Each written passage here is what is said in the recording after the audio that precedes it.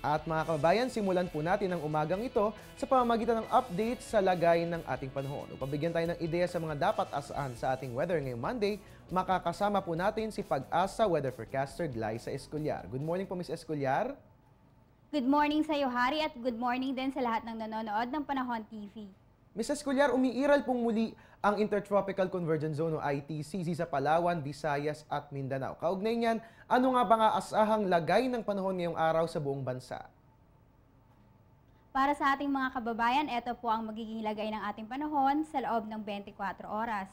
Kanina pong alas 4 po ng madaling araw ay may namataan tayo na isang low pressure area dito po sa silangan po ng 360 kilometers east of Giwan, Eastern Samar. Ito ay nakapaloob sa ITCZ na nakakaapekto ngayon sa Palawan, Visayas at Mindanao. Kaya naman po asahan po na ang magiging panahon ngayon ay dito po sa Luzon, dito sa Visayas, dito po sa may Zamboanga Peninsula, at dito sa Northern Mindanao ay asahan na magiging makulimlimang panahon na may mahina hanggang sa katamtamang pag-ulan at pagkidlat pagkulog. Samantala, ang nalalabing bahagi naman ng bansa ay manatiling maaliwalas ang panahon, maliban na lamang sa mga pulu-pulong pag-ulan o pagkidlat pagkulog, lalo na sa dakong hapon o gabi. Ms. Glyza, nabanggit niyo po na meron tayong panibagong binabantayang low pressure area o LPA sa ating bansa. Mataas po ba yung tsansa nito na maging isang bagyo?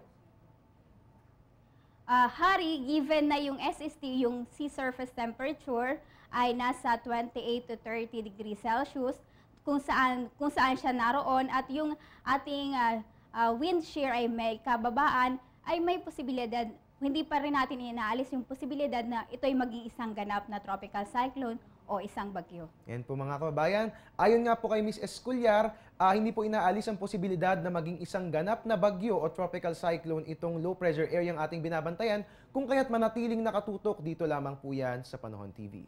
Ms. Escolar, ito dagdag kaalaman lang po para sa ating mga kababayan ngayong umaga. Ano po ba yung tinatawag natin na tropical wave?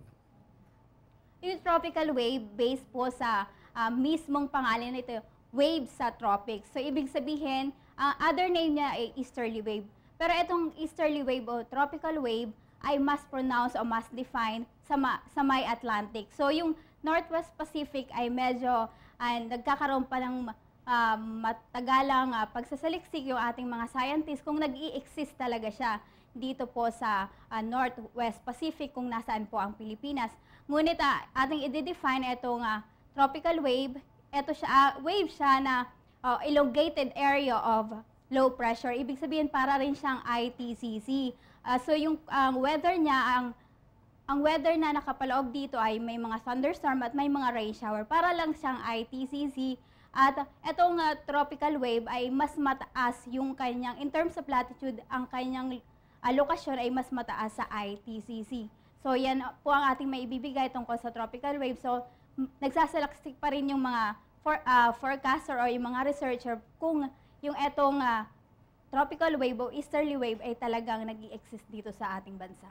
Maraming salamat, Ms. Escolar. Ayan, para sa mga kababayan at mga estudyante, may bago kayong natutunan, may bibit-biting kayo ngayon sa eskwelahan. Pag-recite nyo kay teacher, banggitin yung napanood nyo ang tropical wave dito lamang sa Panahon TV. Maraming salamat po, Ms. Escolar, sa inyong ibinahaging kaalaman tungkol sa lagay na ating panahon. Maraming salamat, Hari, at para sa ating mga kababayan, laging magdala ng payong, lalo na ngayon dito sa Metro Manila, inaasahan nating magiging makulimlimang panahon. Alright, mga kababayan, nakasama po natin si Pag-asa Weather Forecaster Glyza Escolar.